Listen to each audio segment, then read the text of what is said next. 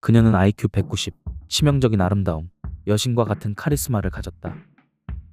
카리나와 너무도 닮은 외모여서 나는 그녀를 카리나라고 불렀다. 카리나와 나는 태어날 때부터 부모에게 버려졌고 줄곧 보육원에서 같이 자랐다. 카리나가 후원자들의 돈을 착복한 보육원 원장의 돈을 훔쳐 나와 함께 달아났을 때 그녀의 나이가 17세였고 내 나이가 19세였다. 그때부터 우리는 절도와 사기 행각을 일삼았다. 그녀는 최고의 해커이자 위조범이었고 금고털이범이었다. 그녀의 직업 역시 스타트업 CEO, IT 전문가, 투자사 임원, 회계사, 미술관 큐레이터 등 수시로 바뀌었다. 놀라운 건 그녀가 그의 위장술에 걸맞는 해박한 지식을 독학으로 습득했다는 것이다. 그녀는 범죄를 위한 변신과 임기응변의 귀재이기도 했다. 그녀가 부모만 잘 만났다면 아마도 세상에 지대한 공헌을 할 천재가 되었을 것이다. 그녀는 모든 것을 계획하고 실행했다. 그녀는 언제나 리더였고 나에게는 신과 같은 존재였다. 내가 결코 거역할 수 없는 치명적 매력과 아우라를 뿜어냈다. 그것은 나와의 잠자리에서도 마찬가지였다. 우리에게 미래 따윈 없었다. 그녀는 말했다. 이 세상은 위선 덩어리야. 내 자신 외에 믿을 건 아무것도 없어. 명심해. 아무도 믿지 마. 우리는 주로 타락한 재벌 2세와 그 기업의 돈을 노렸다. 우리는 항상 명품으로 치장했고 최고급 슈퍼카를 몰고 다녔으며 최고급 호텔을 전전하며 살았다. 그렇게 10년을 보냈다. 그녀의 탁월한 지성과 치명적 매력은 그 누구라도 유혹하고 현혹시킬 수 있었다. 나는 바람잡이 역할을 하거나 때로는 그녀의 부하 직원, 때로는 최종 협박범의 역할 등을 수행했다. 하지만 언제부턴가 경찰의 수사망이 점점 좁혀오고 있음을 감지했다. 마지막으로 크게 한탕하고 하와이 나가서 살까? 놀랍게도 카리나는 가장 큰 은행을 털기로 결정했다. 드디어 D-Day 새벽 3시. 카리나는 2중 3중으로 굳게 잠긴 은행의 잠금 장치를 모두 풀어냈다.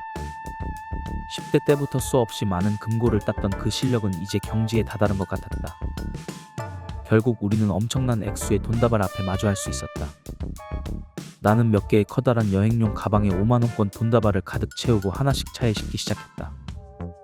그 즈음 카리나는 운전석에서 이미 시동을 걸고 있었다.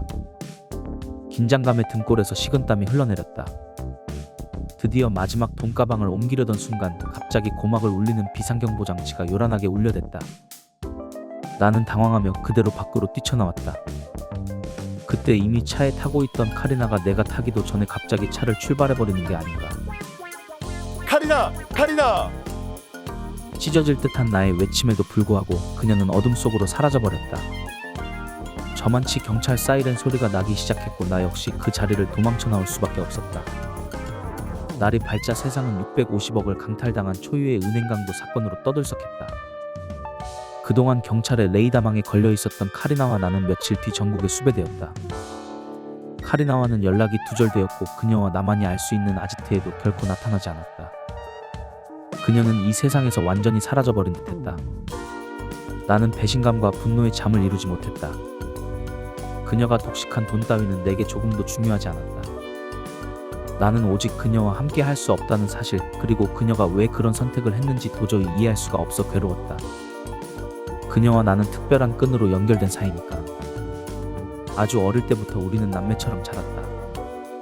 여리고 어린 아이였지만 유난히 눈이 반짝거리는 너를 나는 보호하고 싶었지. 보육원에서 너를 괴롭히는 녀석이라면 그 어떤 놈이라도 그냥 두지 않았어. 내가 중학생이 되면서는 너는 오히려 나를 이끌었지. 큰 인물은 떡잎부터 알아본다 했던가.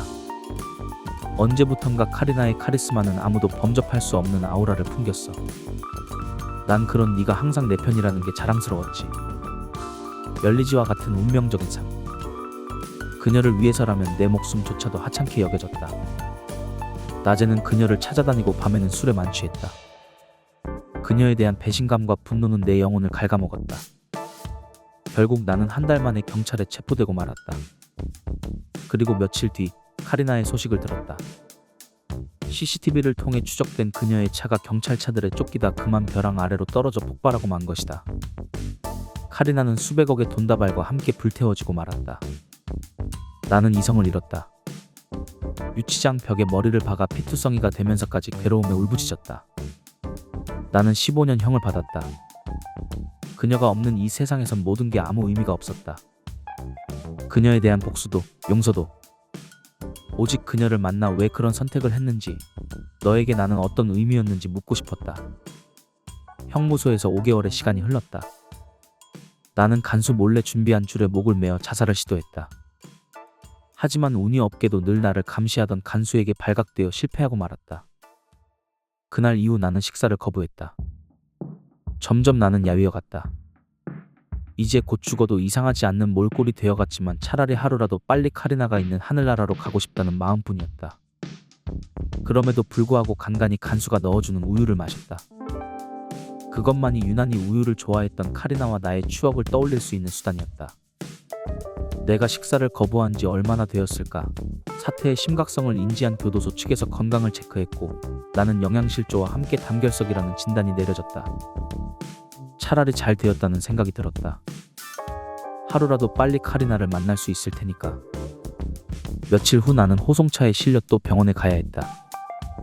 호송차가 어느 좁은 도로에 이르렀을 때 맨홀 공사를 하느라 임시 바리케이트를 치고 있는 현장이 나타났다.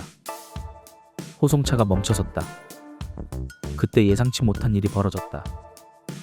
갑자기 도로 공사 인부로 보이는 사람들이 호송차에 뛰어든 것이다. 놀랍게도 그들 손에는 하나같이 권총이 들려 있었다. 그들은 교도관들을 제압하더니 나를 납치하여 끌어내렸다. 그리고는 어떤 승용차에 밀어넣고 달리기 시작했다. 야, 이 새끼들아. 번지수 잘못 짚었어. 난 탈출 안 해. 차라리 날 죽이라고. 그들은 말이 없었다. 내 손에 채워진 수갑을 풀어줄 생각도 않았고 친절하지도 않았다. 아마추어 같지 않은 솜씨로 보아 나를 거물 조폭도 목숨으로 착각하여 탈출을 의뢰받은 프로들이라고 생각했다.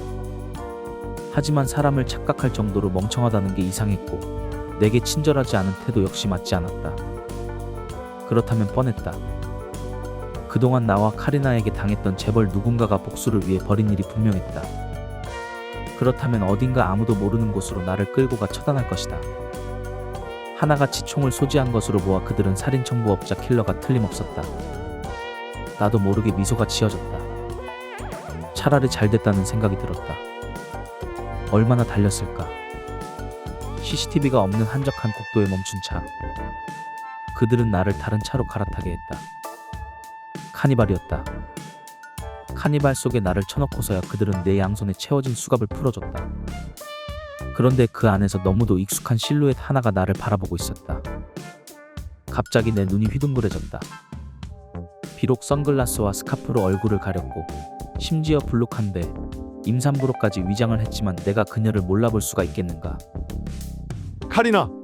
카리나. 그녀는 나에게 옷까지 등을 무심히 툭 던지며 말했다. 곧 인천 바다에서 밀항선을 탈 거야. 그때까지 그걸로 위장해. 카리나. 너 귀신이야? 내가 헛것을 보는 거야? 내가 귀신처럼 보여? 아직도 모르겠어? 하와이 가기로 했잖아. 그래서 내가 준비했다고. 네가 바보짓해서 망칠 뻔했지만 망치로 뒤통수를 얻어맞은 것 같았다. 나는 극도의 흥분 상태로 정신없이 그녀가 던져준 옷가지로 갈아입었다.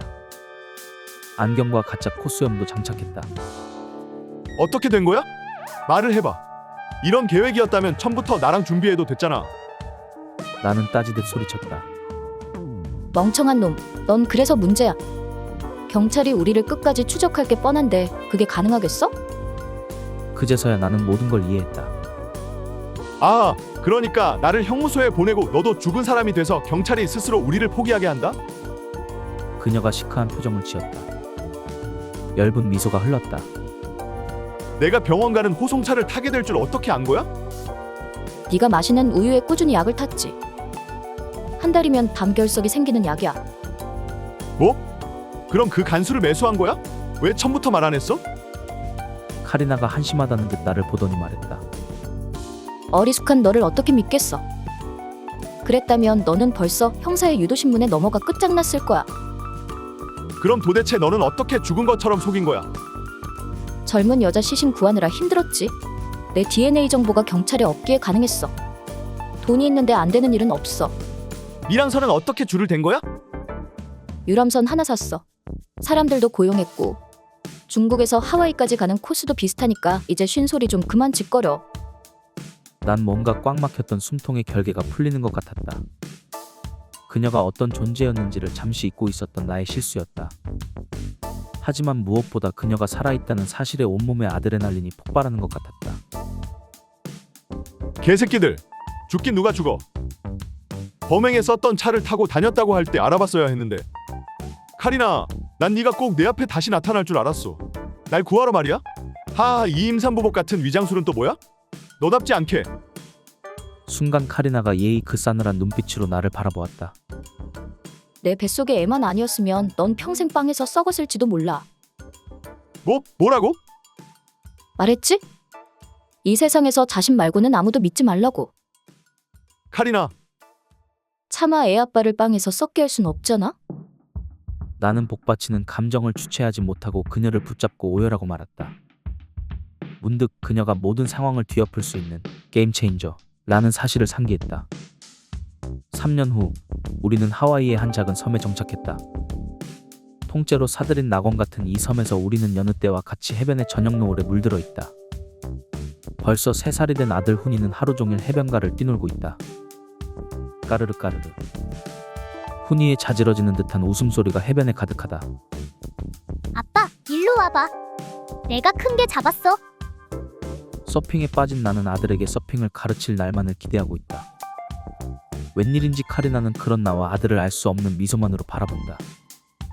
아, 사람이 살면서 이렇게 행복할 수도 있구나라는 날들이 매일같이 꿈결처럼 펼쳐졌다. 게임 체인저 카리나. 그녀가 또 언제 나와 내 가족의 삶을 흔들어 놓을지 모르지만 설령 그녀가 내 운명을 파멸에 이르게 한다 하더라도 난 그녀를 따를 것이다. 나에게 있어 그녀는 항상 거역할 수 없는 치명적인 위플래시니까.